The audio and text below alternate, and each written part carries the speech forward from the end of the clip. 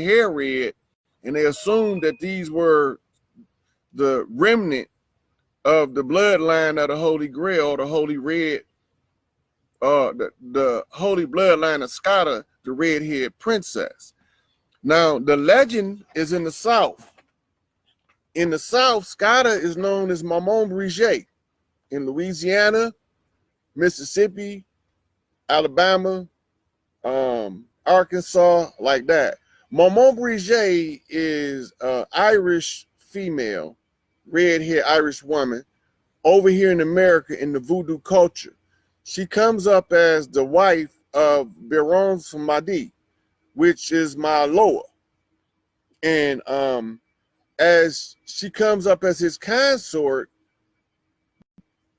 everybody know where the hell this white woman come from with all these black guys. She ain't white, first of all, and everything that look white, not white. Y'all got to get that out y'all head. Everybody enjoying white privilege ain't white. Y'all got to remember, go back to the history books. After the so-called emancipation, this is hundreds of years of the slave master having babies by his daughter, granddaughter, great-granddaughter, great-great-granddaughter. Do you think they still look the fuck like me? Hundreds of years of that. Do you still think they was this dark? So, they released them all. Where'd they go? You ever heard the word passing? You ever seen Imitation of Life? Look at the physiology in the last 100 years, 120 years. It tells the story. Read J.A. Rogers' Sex and Race, Nature Knows No Color Line, and he's giving the report. Because y'all forgot America is the great melding pot, where one drop of blood cleans up your DNA and makes you original. One drop of blood is all it takes, you classified as black. Now, the question should be, how in the hell do one drop of black blood make a difference? That should be the question. One drop of black blood make the difference. And that should be the big why. Okay, now get back to the history. Then once the American Revolution and all that took place, they had something called a Berlin Conference, because the Moors left Africa vulnerable because they had to protect the 13 colonies. They brought all their ships over here, lined them up, and this is the colonists. If you read the American history books, the colonists had no defense. They had no defense against the backlash of the crown at any time. They was outgunned, outmanned, outmilitary, everything. Who the hell was the British fighting to get to the colonists? They was fighting Moors. The Moors had took the security forces from Africa to honor the treaty now, because they got to honor the treaty, supreme law of the land. You got to remember that. So now that the Moors are over here protecting the colonists, the Berlin Conference is in play to backdoor Africa. They want to know, because they want the mineral wealth. The largest gold mines recorded at that time was in South Africa. So then King Leopold sent out Cecil Rhodes to conquer the Congo. They was never supposed to touch anything over there. But when the Moors left the motherland,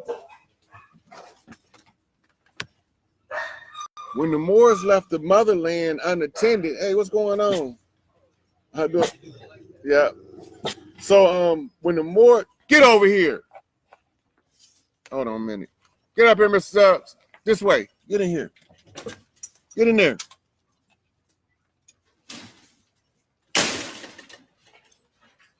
That's when Europe sacked Africa from the back door, coming in through Asia and the Persian Gulf and the Mediterranean Sea, because the seafaring Moors, who was supposed to have a blockade in the Mediterranean and the blockade down the west coast of Africa, to ensure that the Europeans that they put in power to hold those seats of power during the enforcement of the contract they made with them over there. That didn't got nothing to do with us, because we was over here minding our own business. We had nothing to do with their business. They brought their business to our house. So now I got to clean it up. So once they left Africa unattended, they knew by sacking Africa, it would throw a confusion in play. Now watch what the Moors did. While one group of Moors up here fighting the British and the Portuguese and the French, you have another group of half-breeds Moors called conquistadors from Spain, your Spaniards. Half-breed Moors, your Spaniards from Spain, conquistadors. They want to go down there and find the city of Cordoba. They looking for the gold. They know that because the temple of Quetzalcoatl had been discovered over on this side of the land, there is a place, they still haven't found it, that is made from pure gold. They know it's over here. They found temple maps telling them it's over here, but they never tell them the location. And all of this goes back to the fact that, hey, he in there? Call him. And so they came in, sacked us at every corner.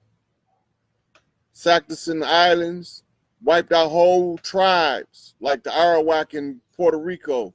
The ones that they couldn't rape into submission, they just flat out killed them, because this is the conquest mechanism. And they want to kill off all of the men and then mate with the women. This is a Moorish thing. This is coming from Spain, and this is how they conquered Spain.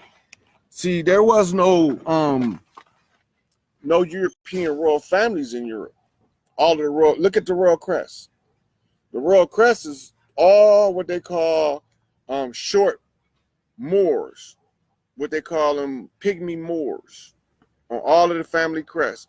Some of them got taller Moors in different parts of Europe, but these, all right, young one. But these various families are in seclusion. So y'all been thinking that the 13 bloodlines is pale-skinned people. They not. Y'all been thinking that the unseen hand behind all this dirt was some pale-skinned people. They not. And y'all been thinking that the children of Europe is the masterminds behind all this evil shit. They not. Because if you follow the history books, it exposes the treachery. But they don't tell you to look at it objectively. They teach you to only accept it subjectively. You become the victim. So you can never see the oppressor, because you can only see the position of the victim as the victim. When you step out and you looking at it like somebody trying to find out who the good guy and who the bad guy in the story, and you don't never ascribe anybody the position, then you start to see who the real bad guy is. If you go back, if you can build a pyramid 30,000 years ago that cannot be duplicated with the highest technology right now, it's one. You don't have to build a world of them, just one pyramid. If your technology is great enough to build the Sphinx and the Great Pyramids on that mass of a scale flawlessly, and they can't duplicate it with the highest of technology now, right? How can they take you over? That's like saying that a group of chimpanzees can come into the city and just take it over. That's not possible. Y'all not looking at the picture. Europe couldn't conquer anybody from Africa because we had higher knowledge. We There was no schools in Europe before Africans from Egypt set up the island of Crete. Y'all got, okay, now, how the hell can they come up and just take over? They can't do it. There was no military strategist out of Rome because Rome wasn't divided up into city-states yet. There was no great philosophers out of Greece because Greece didn't even have a city yet. And then just a little 10,000 years later and we at the bottom, that had to be an orchestrated plan. That couldn't have been an accident. And if they didn't have the knowledge to set their first school up, who gave it to them? And what happened to that motherfucker? Where'd they go?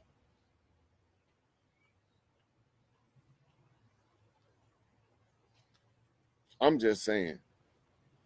So let me see what other questions we have in here. So don't fall for that Rothschilds took over America in the 1700s. That's incorrect information.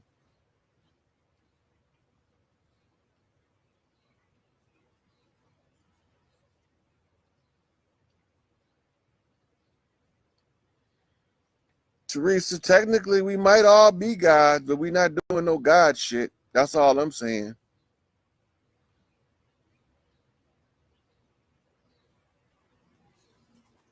I agree with. Yeah, if we all gods, we ain't doing no God shit. We had to be stripped of our powers.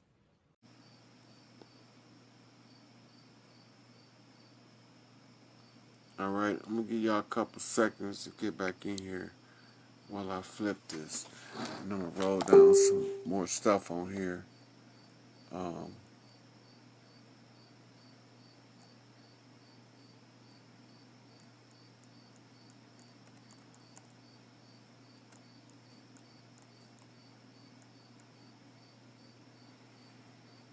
Now, this was my cue right here. This set everything in motion, right? Now, back in January of 2018, I went to go see Dr. Umar. I'm glad y'all came back. That was an accident. I tried to flip the camera and push the wrong button. But this part two, because my book of life had to be in two parts, Old and New Testament, I think that's how this got to go too. It had to be in two parts. Okay, so I posted this post, which if you go down my news feed, y'all will read about Cyclone Marcus. But I want to go to here because there's some things I have to decode in here before I can start going over the receipt. Right? No, that's not what I was trying to do. Where do you go?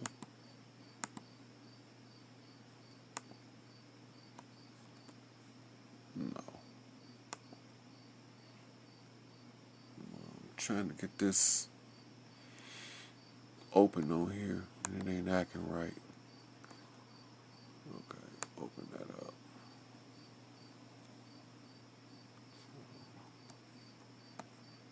Well, I'm gonna go to I'm gonna go to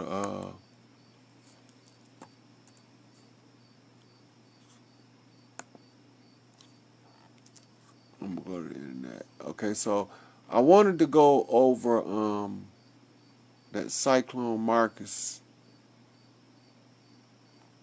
post.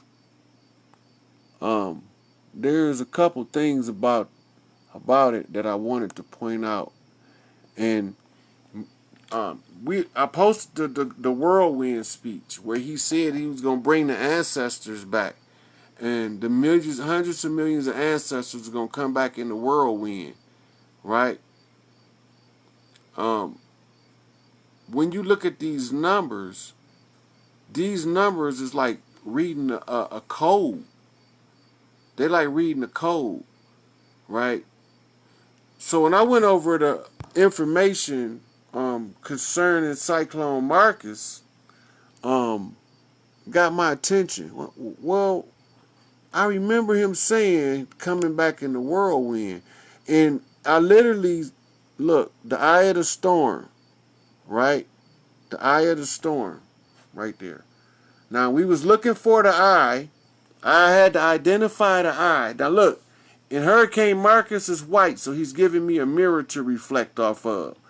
So the eye that I was looking for had to be black, and that was the black stone on the Kaaba, right? So now this is Marcus Garvey, who gave me my most powerful rap with the whirlwind speech, right? Out of all of the raps I got, he is the one. So I tell people in a heartbeat, if it was a black man in the last 150 years that you could say was God, that was Marcus Mosiah Garvey, because he the baddest motherfucker I ever seen until I came along, right? Until I came along. Now, look at the trajectory.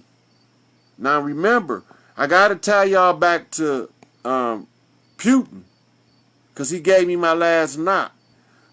But look at the trajectory. This is the Russian sickle. He told me that Russia was family. That's what he told me, right? Because remember, he said that the plan was laid and it was a guaranteed success. So they must have knew whatever plan it was, it had something to do with me. Because I'm the only motherfucker that they can't beat. They can't out-muscle me, outsmart me. They can't outdo me in no kind of way. You know, all they could do is play on mama's sympathy for the humans. And she played on mine for her. So, I mean, it is what it is. Yep, a fetus, the Vesica Pisces, the Fibonacci sequence, it's all in there. It's all right there in that one eye. In the eye of the storm. Right here. It's all in there. Right? Now if you look, that's the whirling dervish. What does that tell me? That's the whirling dervish. If you see a dervish from the top, the whirling dervish, that tells me that Sufism, a Sufi, the dervish are Sufi. So that's what that's telling me. So that's telling me, Marcus Garvey telling me that the key that he left it with a Sufi, which was Fard Muhammad, right? Why would he leave the key with a pale man, right? Because he knew something that y'all didn't understand about the enemy, right? Some of the ones with the one drop of blood so grateful, like John Brown. Y'all got to remember that. Y'all got to remember that the darkest black people never started a rebellion on the plantation. It always started from the favored Negroes, the light skins, the half-breeds, the mixed seeds. Why? Because they had that volatile mix that had to be balanced over time and over generations. So lifespans was shortened for that. Now look at that trajectory. Now, I didn't make this post. Now, do it or do it not look like it's about to cut a bull's head off. I'm just saying. Unless sickle look like it's about to cut a bull's head off. That's the Pope. Right? Hurricane Mark is telling me to send Putin to cut the Pope head off. But I want to do that personally. I don't want him to invade and kill him. I want him to rest his ass. I want to pull his dress off in front of everybody, beat his ass like a grown-ass man for what he do to them kids and to them helpless nuns over there in them catacombs like we don't fucking know what he doing, right? I don't want him to go in there and just cut his head off. I want to cut that motherfucking parasite out his head. That's what I want to do. Like, I don't know what's going on. I see this. Jordan Maxwell said, it's some evil shit on this planet y'all couldn't even fathom. Now, look down here. More numbers, more codes that tell us more secrets. Right? So Garvey was instrumental.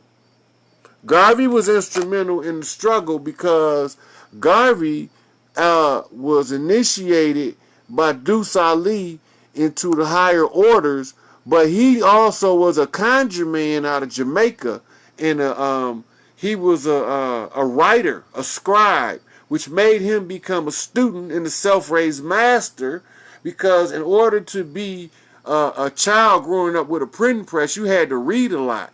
And in his memoirs, he say that one of the greatest things he ever did was learn how to read. So how do I know that he passed the torch to Fard Muhammad. What is Fard Muhammad doing in the picture? He's standing there with a book. He's standing there with a book, and they saying that he was God, and I know that Elijah Muhammad was known as Robert Black when he was with Marcus Garvey, and he was working as a secretary out of his offices in Chicago. So I know that Elijah Muhammad was a conjure man out of Georgia, right? So I had to get my Georgia connection, which tied me to the Southern Christian Leadership Conference and Martin Luther King. Now remember, if you go back and look at the I Have a Dream speech, and then you go and look at the one I posted